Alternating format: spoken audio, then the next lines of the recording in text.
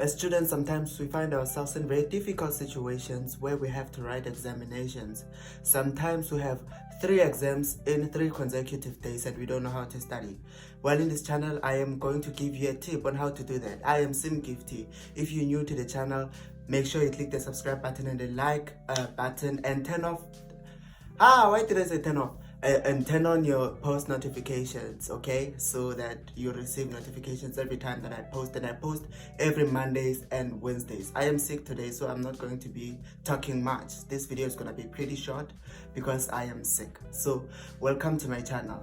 Welcome to my channel, and if you are a returning subscriber, welcome back. So today we are discussing on tips on how to manage your time when you have exams that are pretty close to each other and you don't know how to. So let's get to the video without wasting any time. I am going to make this video as short as possible because I am sick. So it's going to be a part 1. So the part 2 will come, I don't know when, but it will come as time goes on. That's why you need to stay subscribed and tuned in. And your notification must always be on. Tip number 1 is timetables. So you have your exam timetable. You're writing physical sciences, accounting, and life sciences on 3 consecutive days. And you have 5 days free break during the time. So you have 5 days before you write those 3 subjects. How do you manage your time? How do you study 3 subjects in such like a short period of time? It is possible to do that.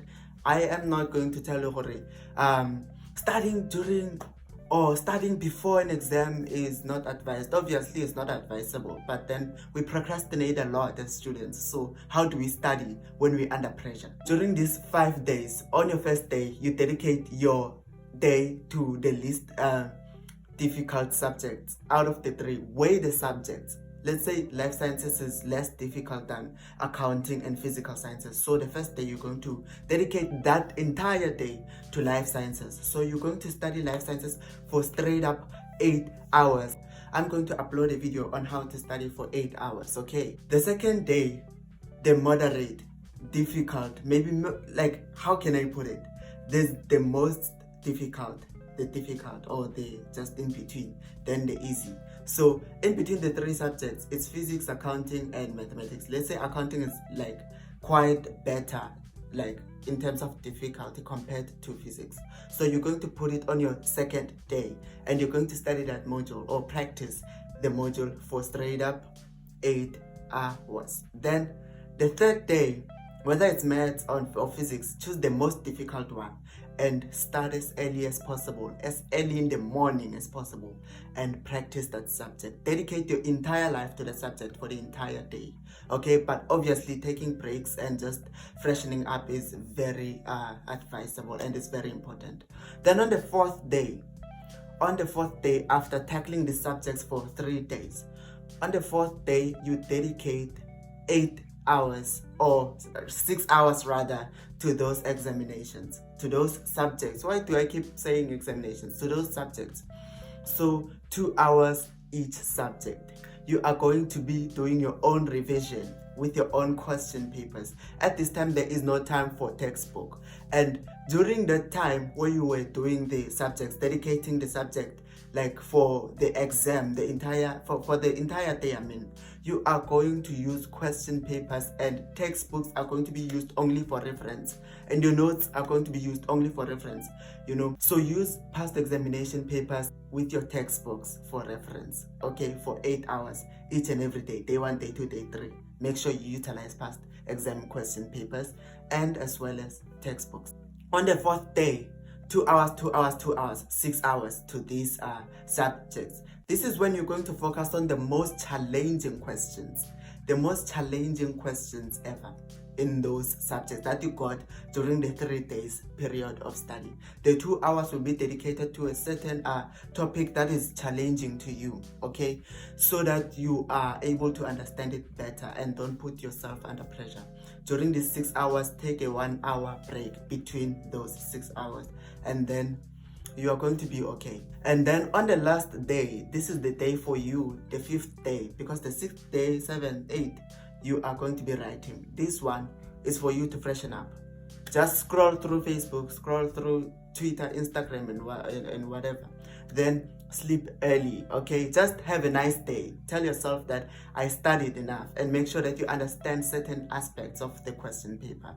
I think I said too much on my first tip, but my second and last tip for this video, because I'm going to make a separate video where I give you a lot of tips about studying maybe the day before your examinations. You know, the second tip and the last for this video is actually pasting all over your walls, or writing all over your walls with something that you can, like, if you write with a chalk, you know, you can wipe it off. Or maybe if you can wash your walls, you can wash it off, you know.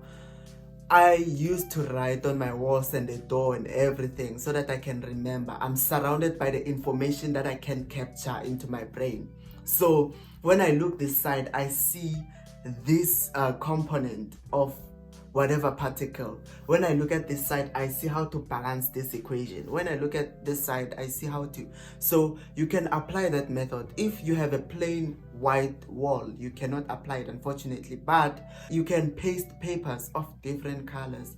You know that here is just the structure of the brain and the functions and whatever. When you go to sleep, you see these things. When you wake up, you see these things for 5 consecutive days. They are all over your face, and they are definitely by fire, by force, going to register into your brain. You don't have to try too hard. You don't have to try too hard and just cram them. They just come in effortlessly. You just look at them and be like, okay, this and this and this go like this, you know. And then when I look this side, this and this and this and this go like this. So this is how you should be applying them in your walls. You have to paste them in your walls. If your wall is like, you can't write anything on it, and then you're gonna remove them after examination, so your parents cannot stay angry at you forever. So you just need to make sure that the information registers as fast as possible. It's just as easy as knowing where your mirror is in your room, and knowing where your lamp is, or knowing where your bed is. That's how easy it's gonna be for you to remember during an examination. So